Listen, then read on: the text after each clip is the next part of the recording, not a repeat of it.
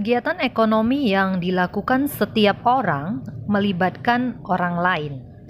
Keterlibatan orang lain dapat dilihat dari kegiatan produksi, distribusi, dan konsumsi. Setiap pelaku kegiatan ekonomi memiliki peran masing-masing yang saling menguntungkan. Ketiga pelaku kegiatan ekonomi itu akan saling berhubungan membentuk arus diagram ekonomi.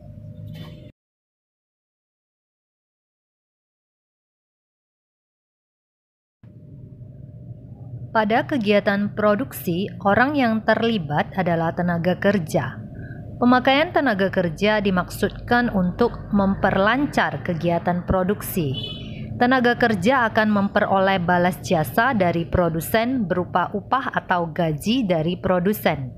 Selanjutnya, barang hasil produksi akan disalurkan kepada konsumen atau masyarakat oleh distributor.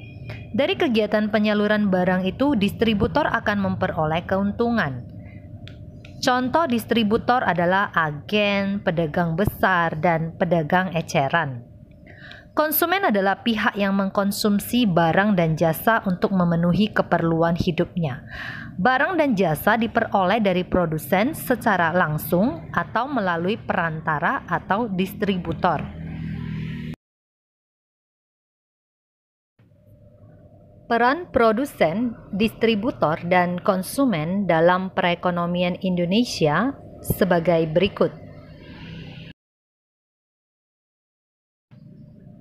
Peran produsen antara lain penghasil barang dan jasa, sebagai pengguna jasa-jasa produksi seperti tenaga kerja, usaha, tanah untuk modal, dan tenaga ahli sebagai pemimpin perusahaan. Membayar pajak kepada negara sebagai kompensasi kepada negara. Peran distributor antara lain membeli barang dan jasa dari produsen atau pedagang yang lebih besar, memperkenalkan barang atau jasa yang diperdagangkan kepada konsumen, misalnya dengan reklame atau iklan, sebagai penyalur barang dan jasa. Peran konsumen antara lain menyediakan faktor-faktor produksi seperti uang, tanah, tenaga kerja, dan modal sebagai pemakai barang-barang produksi. Membayar pajak kepada pemerintah atau negara, misalnya pajak pertambahan nilai. Menurut kodratnya, manusia berperan sebagai makhluk sosial dan makhluk ekonomi. Sebagai makhluk sosial, manusia akan berhubungan atau berinteraksi dengan manusia lain. Sebagai makhluk ekonomi, manusia akan melakukan kegiatan ekonomi dalam upaya memenuhi keperluan hidupnya.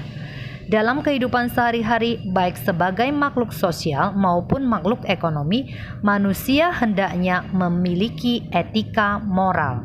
Dengan etika moral, manusia dapat menghargai setiap kegiatan ekonomi yang dilakukan oleh orang lain.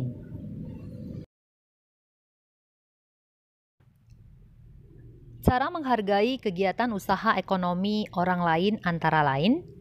Yang pertama, menumbuhkan persaingan usaha yang sehat dalam kegiatan perekonomian. Yang kedua, menghormati usaha ekonomi orang lain dengan tidak iri atas keberhasilannya. Dan yang ketiga, menjunjung tinggi setiap jenis pekerjaan yang dilakukan orang lain. Dan yang keempat, meneladani keberhasilan orang lain dengan meniru sikap positif orang tersebut.